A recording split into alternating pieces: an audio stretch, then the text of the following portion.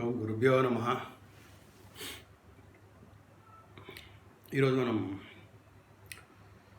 జాతక చక్రం ఎట్లా చదవాలో చూద్దాం. స్ట్రైట్ ఎట్లా అనాలిసిస్ చేయాలి, హారోస్కోప్ను చూద్దాం. మనం మామూలుగా మన దగ్గర కన్నా క్లయింట్లు వచ్చినప్పుడు మనం ఏం చేస్తామంటే జనరల్గా వాళ్ళ బర్త్ డీటెయిల్స్ అడుగుతాం. ఏం కావాలి దాంట్లో మనకు date of birth, date of time of birth, place of birth. కొంతమంది తెలిసిన వాళ్ళైతే దాని నక్షత్రం చెప్తారు, వారం చెప్తారు, నక్షత్రం ఫలానా నక్షత్రం 2వ పాదం 3వ పాదం అని చెప్తారు. అవన్నీ నోట్ చేసుకోండి. సోర్స్ అడగండి, అంటే ఎక్కడి నుంచి వచ్చింది, అంటే ఈ రికార్డ్ వాళ్ళు స్కూల్ నుంచి వచ్చిందా, లేకపోతే ఇంట్లో పెద్దవాళ్ళని రికార్డ్ చేశారా, హాస్పిటల్ రికార్డ్సా, ఇవన్నీ నోట్ చేసుకోండి. అంటే మనకి అంటే గవర్నమెంట్ రికార్డ్స్, హాస్పిటల్ రికార్డ్స్ కొంచెం అక్యురసీ ఉంటుంది. ఇంట్లో అయితే కొంచెం పర్టికులర్గా ఆస్ట్రాలజీ తెలిసిన వాళ్ళైతేనే నోట్ చేసుకుంటారు, లేకపోతే ఎవరు చేసుకోరు. కాబట్టి ప్రిఫరబుల్లీ అక్యురేట్ టైం కోసం, కరెక్షన్ కోసం టైం పనికి వస్తుంది మనకు. సో తీసుకోండి. తర్వాత ఈరోజు అందరూ సాఫ్ట్వేర్ ఆడుతున్నారు. మనం జనరల్గా అందరూ హారోస్కోప్ కోసం సాఫ్ట్వేర్ ఆడుతున్నారు చేయడం కోసం. అదంటే తీసుకోండి. దాంట్లో ఇన్పుట్ చేసి మీరు డేటా హారోస్కోప్ జనరేట్ చేయండి. కొన్నిసార్లు పాతారం వాళ్ళు జన్మపత్రిక రాయిస్తారు జ్యోతిష్యులతో. సో అది ఉంటే కదా, అది కూడా తీసుకోండి. వాళ్ళ దగ్గర ఉంటే తీసుకొని క్రాస్ వెరిఫై చేసుకోండి డేటా మొత్తం. ఒకసారి జాతక చక్రం వేసాక ఇప్పుడు చూడండి, నేనేం చేస్తానంటే జనరల్గా నా కాన్సన్ట్రేషన్ అంతా లగ్నాలాడు అష్టమాధిపతి, అష్టమం, ఈ నాలుగిట్లో కాన్సన్ట్రేట్ చేస్తాను.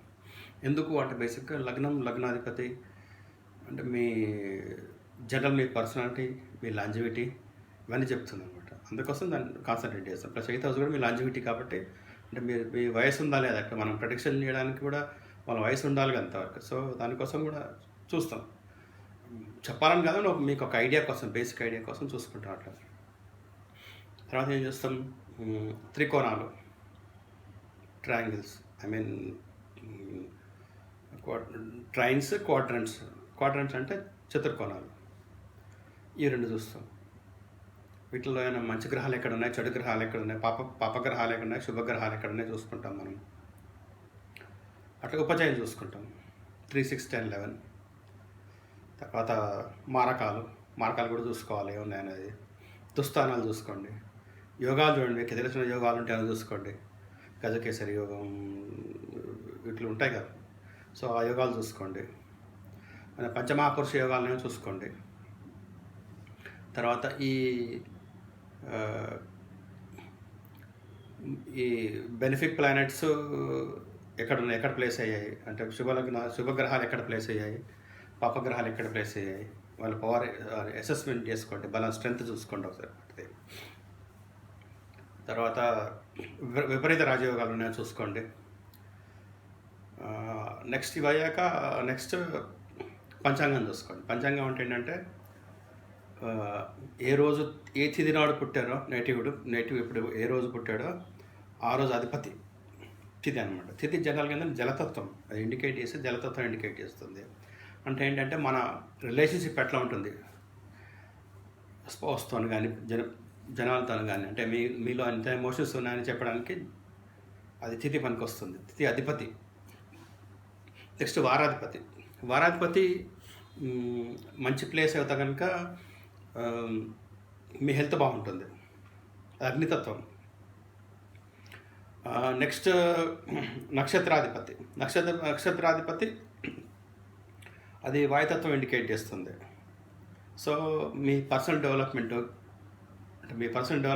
మీ లాంజివిటీ అనేది ఇది డిటర్మైన్ చేస్తుంది అనమాట. అందుకోసం అది కూడా చూడాలి మీరు. తర్వాత కర్ణాధిపతి ఇది పృథ్వీతత్వం. అంటే ఇదేం ఇండికేట్ చేస్తుందంటే మీ కెరియరు, మీ కర్మ ఇవన్నీ డిటర్మైన్ చేస్తుంది. నెక్స్ట్ యోగాధిపతి ఏముంటుందంటే మీకు ఆకాశతత్వం, అంటే మీరు సొసైటీలో జనాలతో ఎట్లా కలుస్తారనేది చెప్తుంది అనమాట. అంటే డివైన్, మీలో ఉన్న డివినిటీ ఎట్లా ఉంటుంది, ప్లస్ మీరు సొసైటీ ఎట్లా కలిసిపోతారు అనేది కూడా ఇండికేట్ చేస్తుంది అనమాట మీకు. అడ్జస్టబిలిటీ అనమాట టెక్నికల్గా చెప్పాలంటే. ఇవన్నీ చూసుకోండి. తర్వాత నెక్స్ట్ ఏంటి, పంచాంగ దోషాలు ఉంటాయి. అమావాస్య దోషం ఉంటుంది, తర్వాత చతుర్దశి దోషం ఉంటుంది, సంక్రాంతి దోషం ఉంటుంది. ఇవన్నీ చూసుకోండి. వీటికి ఖచ్చితంగా రెమెడీ ఇవ్వాలి. ఈ రెమెడీలు చేయకుండా మీకు ఏ రెమెడీస్ వచ్చినా పని చేయవు. చూసుకోండి, చెక్ చేసుకోండి అవన్నీ. నెక్స్ట్ ప్రస్తుత దశ చూసుకోండి. అంతర్దశ, మహాదశ అంతర్దశ చెక్ చేసుకోండి. పత్యత్ర దశ ఇవన్నీ చెక్ చేసుకోండి. నెక్స్ట్ గోచారం చెక్ చేయండి, ప్రజెంట్ గోచారం ఎట్లుందని చెప్పేసి. తర్వాత చూసుకోండి గోచారం సాడసాతి ఎట్లుంది అని ఉందో, ఛాన్సెస్ ఉన్నాయి చూసుకో. సాడసాతి నడుస్తుందో చెక్ చేసుకోండి. తర్వాత అష్టక వరకు చూడండి. తర్వాత నెక్స్ట్ నవాంశ చూడండి, D9. D9 ఏంటంటే మీ ఎబిలిటీస్ చెప్తుంది, మీ స్కిల్ సెట్ చెప్తుంది అనమాట. దాన్ని నవాంశని బేస్ చేసుకొని మీరు బర్త్ రెక్టిఫికేషన్ చేసుకోవచ్చు. తర్వాత ఇవన్నీ అయ్యాక నెక్స్ట్ ప్రశ్న చాట్ వేసుకోండి. ప్రశ్న చాట్ కంపల్సరీ వేసుకుంటే చాలా మంచిది. ప్రశ్న చాట్లో D1 present, D9 past, D3 future. ఇది కూడా మీకు ఒక టూల్ లాగా మనకు వస్తుంది అన్నమాట, హారోస్కోప్ రీడ్ చేయడానికి. సో ఇవన్నీ బేసిక్ ప్రిన్సిపల్స్ అనమాట. ఇవన్నీ అయ్యాక ఇప్పుడు మెల్లగా స్టార్ట్ చేయండి. పాస్ట్ డేటా హారోస్కోప్ చదవండి, రీడ్ చేసేసి పాస్ట్ ఇన్సిడెంట్స్ ప్రెడిక్ట్ చేయండి. అవి కరెక్ట్ అయినా చెక్ చేసుకోండి. అవి కరెక్ట్ అంటే గ్రాడ్యువల్గా మీరు ఫ్యూచర్కి వెళ్ళండి. అంతే తప్ప ఏం చూడకుండా చదవకుండా పాస్ట్ కనుక చెప్పలేకపోతే మీకు ఫ్యూచర్ కరెక్ట్ కాదు. సో ఈ కరెంట్ ప్రెడిక్ట్ ఫ్యూచర్. సో అందుకే పాస్ట్ కరెక్ట్ ఉందని చెక్ చేసుకోండి. పాస్ట్కి బాగుంటే కనుక ఫ్యూచర్ ప్రిడిక్షన్ అవుతుంది కదా, అదే చెక్ చేసుకోండి. ఇవన్నీ అయ్యాక నెక్స్ట్ రెమెడియల్ మెజర్స్ ఉంటాయి. రెమెడియల్ మెజర్స్ ఏముంటాయి, జనరల్గా మీకు మంత్రాలు ఉంటాయి, జపాలు ఉంటాయి, హోమం ఉంటుంది, డొనేషన్స్ ఉంటాయి, తర్వాత ఆయుర్వేద మందులు ఉంటాయి. ఏమైనా కావాలంటే మెడికల్ ప్రాబ్లమ్స్ ఉంటే కనుక గోసేవ ఉంటుంది, గుళ్ళో సేవ చేయించుకోవచ్చు, టెంపుల్లో సేవ చేయమని చెప్పచ్చు, మెడిటేషన్ చేయమని చెప్పాలి, కలర్ థెరపీ చెప్పచ్చు, జెమ్ స్టోన్స్ చెప్పచ్చు. ఇంకా చాలా ఉంటాయి. అంటే రకరకాల రెమెడీస్, అంటే వాళ్ళ పరిస్థితిని వచ్చే వ్యక్తిని బట్టి, వాళ్ళ చేసే కెపాసిటీని బట్టి మీరు రెమెడీస్ చెప్పచ్చు. బేసిక్గా నేను చూసేవి ఇవి. కొన్నిసార్లు నేనేం గమనించానంటే, కొన్నిసార్లు స్టార్టింగ్లో నేర్చుకున్న కొత్తలో కొన్నిసార్లు చార్ట్ చేస్తే బ్లాంక్ అయిపోయేవాడిని పూర్తిగా అనమాట. సో ఆ కన్ఫ్యూజన్ అవాయిడ్ చేయడానికి నేను ఒక సిస్టమ్ పెట్టుకున్నాను. ఇప్పుడు కూడా అవుతుంది. కాకపోతే అంటే ఇది అంటే మనకు గ్రాడ్యువల్గా స్టెప్ బై స్టెప్ చేసుకుంటూ అలవాటు అయిపోతే గ్రాడ్యువల్ తర్వాత మీకు అన్నీ ఆటోమేటిక్గా చూస్తారు మీరు. దానికి పెద్దది ఏం లేదు, అన్నీ వచ్చేస్తాయి. Okay, I hope you like this video. Thank you.